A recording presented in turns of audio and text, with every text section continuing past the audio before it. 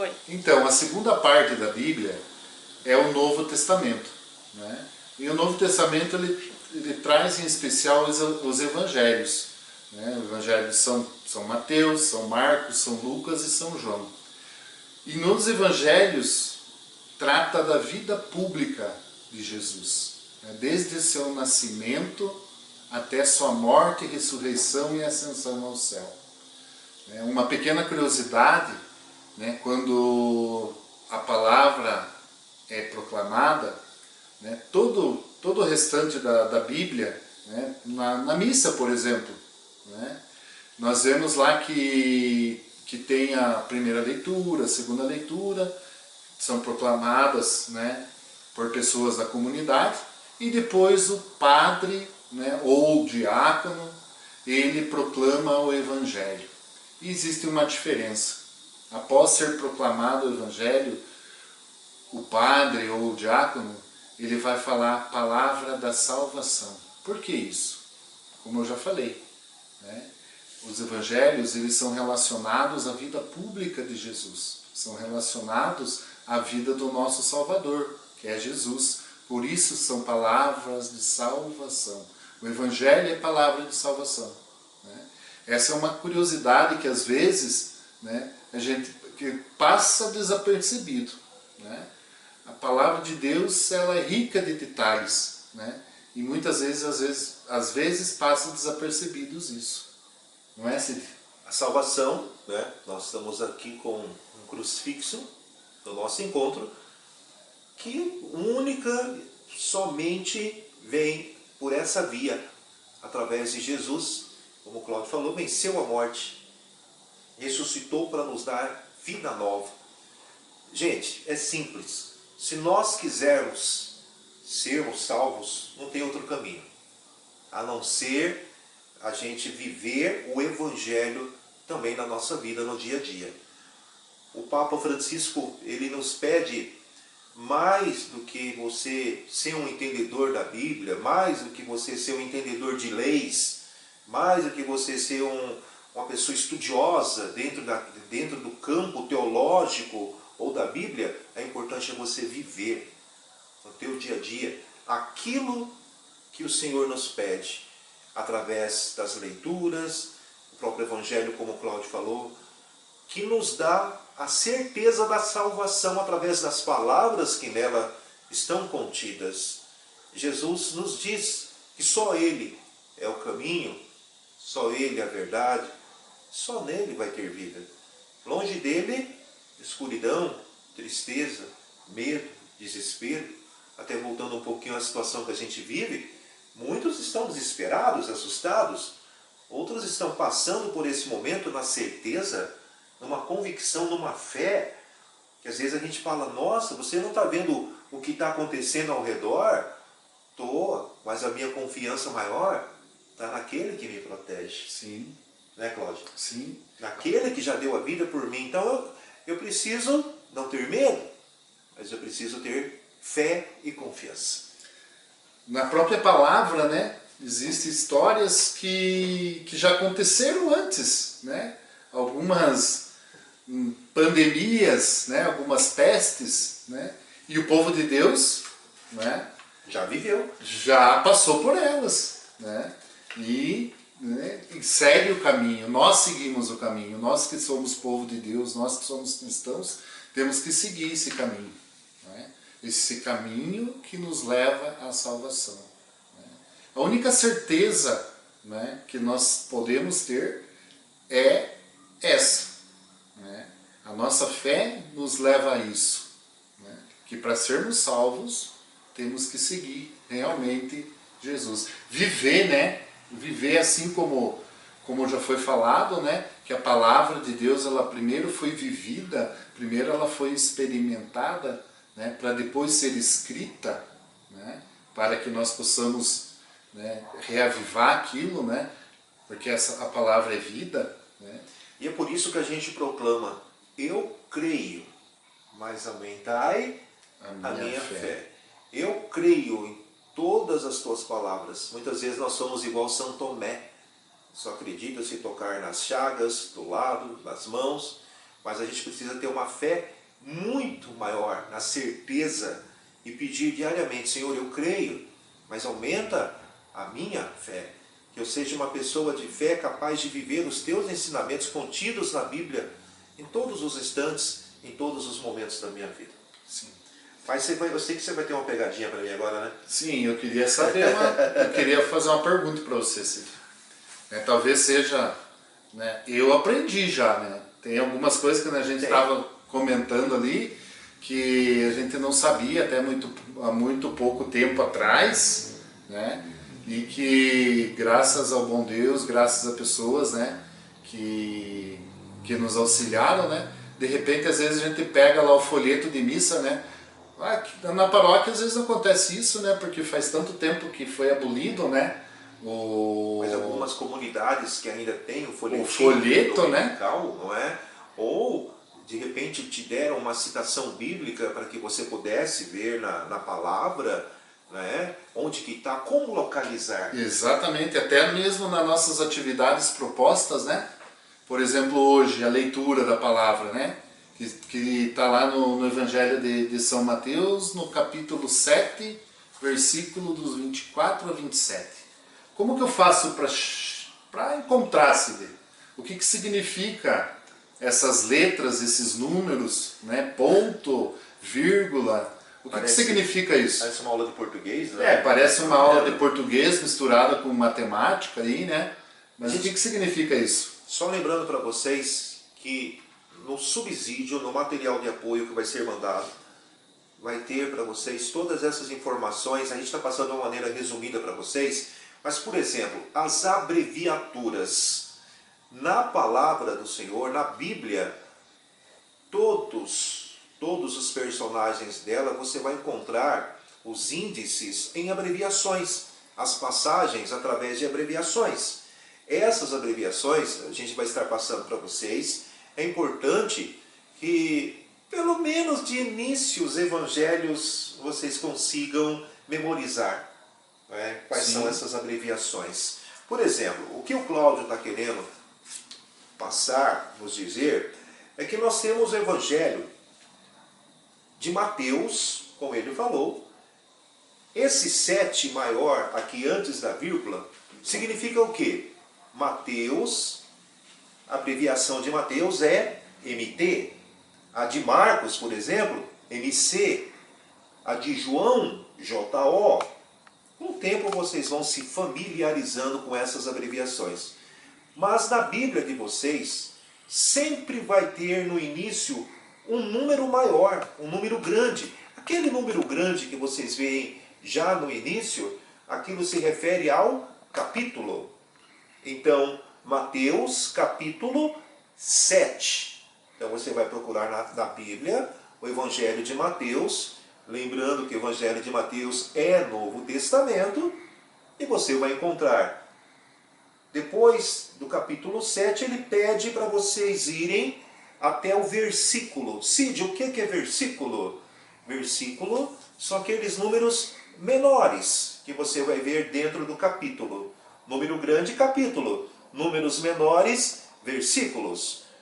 Mateus capítulo 7 tem uma vírgula depois do capítulo, depois da indicação do capítulo. Tem uma Bíblia para dizer que Mateus capítulo 7, tá? É esse capítulo aqui que eu quero, o 7, vírgula. Aí vai, versículos do 24, esse hífen é a mesma coisa que eu dissesse até, tá? Do versículo 24 até o versículo 27. Então você vai ler só o versículo 24, o 25, o 26 e o 27. Pronto, está aí já a passagem que foi sugerida pelo Cláudio. Mateus capítulo 7, versículos do 24 ao 27. Será que a sua lista é tão fácil assim? Bom, não é difícil. Como eu disse, com o tempo vocês vão se familiarizando, praticando, é prática, é procurar descobrir o que significa. Não pense vocês também que nós somos o dono da verdade. A gente, com o passar do tempo, vem aprendendo também. Por exemplo, eu coloquei duas passagens aqui, tá? Eu coloquei JN, J não, Cid, GN, tá? GN significa o quê? Gênesis, é o primeiro livro da Bíblia. Gênesis, depois eu tenho 11, depois tenho o hífen, tracinho 14. O que será que significa então agora? Gênesis 11, 14. Gente, aqui significa o quê? Eu vou ler no livro de Gênesis o capítulo que vai do 11 até o 14. Capítulo, não é versículo. Capítulo é o número, lembra na Bíblia que eu falei? O número maior, capítulo. Então eu vou ler os capítulos 11 inteirinho, 12 inteiro, o 13 e o 14. Tranquilo? Gênesis 11, tracinho 14. Mais embaixo, como um exemplo, eu coloquei Gênesis 11, lembrando que antes da vírgula, sempre, tá? Do lado esquerdo, capítulo. Gênesis capítulo 11, versículo 12. Ah, mas agora subiu de nível. Tem um ponto e vírgula aqui, e agora? Valeu-me, Senhor. Esse ponto e vírgula significa o quê? Que eu vou sair do Gênesis 11 e já vou para o capítulo 13. Tá? Na mesma passagem. Eu li Gênesis 11, versículo 12, e está pedindo para me ler o capítulo 13, versículo 4. Até coloquei aqui, ó. Capítulo 11, versículo 12, e o capítulo 13, versículo 4. Vocês entenderam? Parece difícil, mas com o tempo vai ficando fácil. Vou subir de nível. Fazer igual videogame, quem gosta de jogar videogame aí. Bom, aqui está fácil ainda, que é o Gênesis 12, 3. Gênesis capítulo 12, número à direita, versículo, númerozinho menor na Bíblia, 3. Só isso. Gênesis 12, 3. Depois eu tenho Gênesis, e agora? Tem ponto? E esse monte de ponto aqui agora? Como é que faz agora? É vezes? Não, não é vezes. Se fosse na matemática era vezes, né? Mas não é. Gênesis, lembrando, tá à esquerda, o que que é? Capítulo 12, número grande na Bíblia. Aí, tem uma vírgula que está separando, que é para dizer que é no capítulo 12. Só que ele pediu para ler apenas os versículos 1. Eu pulei o 2 e o 3. Fui para o 4. Eu pulei o 5 e o 6. Ele pediu para ler o 7. Depois eu pulei 8, 9, 10, 11, 12, 13. E ele pediu para ler o 14. Ou seja, em Gênesis 12, eu vou ler apenas os versículos 1, 4, 7 e o 14. Tranquilo até aqui? Tá. E agora? Mais um pouquinho. Só um resumo para vocês. Toda essa explicação está no subsídio. Tem letra também? Tem letra também. Algumas passagens vêm com letra. Por exemplo, aqui eu coloquei uma passagem de Daniel. DN, está lá, vocês vão ter o conteúdo depois, significa que é Daniel. Daniel é Antigo Testamento, tá? Antes do nascimento de Jesus. No livro de Daniel, ele sugere o capítulo 3. Vírgula, significa que é no capítulo 3 que eu quero um S. 3, 1 S. O que será que vai significar agora? O que quer dizer esse S? Daniel, capítulo 3, versículo 1 e seguinte. Esse S significa que eu vou ler Daniel, capítulo 3, versículo Númerozinhos menores, 1 e 2. Qual que é o seguinte do 1? 2. Daniel, capítulo 3, versículos 1 e seguinte. Só isso? Só isso. Mas só para complicar? Não, é para facilitar. Todas as abreviações e nomenclaturas que vocês vão encontrar com relação à palavra não é para complicar. Pelo contrário. Já imaginou se não tivesse abreviação, se não tivesse essa forma de você localizar, num livro tão extenso e grande como é a Bíblia, passaríamos um bom tempo folheando até achar essa passagem. Depois tem Daniel 3, 1 SS. Daniel 3, 1 SS. Agora ficou fácil, né? Deu para já captar a mensagem. Daniel 3, capítulo 3, versículos 1 e seguintes. Ou seja, quais são os seguintes? 2 S's. Daniel 3, 1, 2, 3. Simples. Daniel capítulo 3, versículos 1, 2 e 3. Gente, isso aqui é só uma pincelada que a gente está dando para vocês, que no decorrer da semana, espero que quando vocês forem responder o nosso material de subsídio, né, vai ter uma tarefinha também, um trabalhozinho, porque é através desse trabalho que a gente vai estar acompanhando a chamada de vocês. Quem postar o trabalho significa que assistiu o vídeo, está presente e na chamada vai estar como presença. A questão das faltas continua a mesma coisa.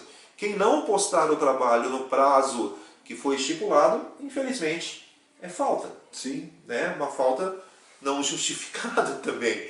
Porque você não justificou, não deu o ar da graça, a gente espera que isso não aconteça. Tá? Mas no demais, Cláudio, é isso. Sim, A Bíblia é uma expressão de amor.